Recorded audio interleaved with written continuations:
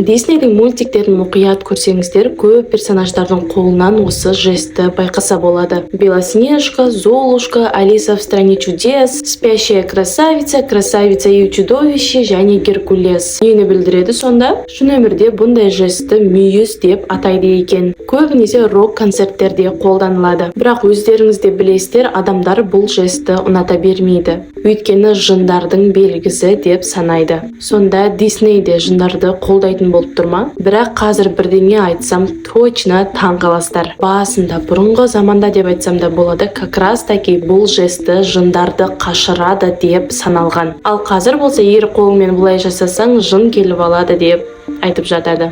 Түсінбейсің. Бірақ мультиктерде не үшін бұл жестің көп кездесетінін және басқа мультиктердің бізден жасырған секреттерін жаңа ғана шыққан ютубымдағы мына роликтен біле аласыздар. Тарзан неге бұтын жауып жүреді, егер ол гориллалармен бірге өссе? Өйткені гориллалар жалаңаш жүреді ғой. Король левті шырамның өзі жеп қойды ма? Көру үшін ютубқа кіріп Диана Кью деп жасаңыздар болды. Алдыңыздан өзі шыға келеді. Ютуб каналымен Диананың қызықтарына жазылып алуды ұмытпаңыздар. Мақұл?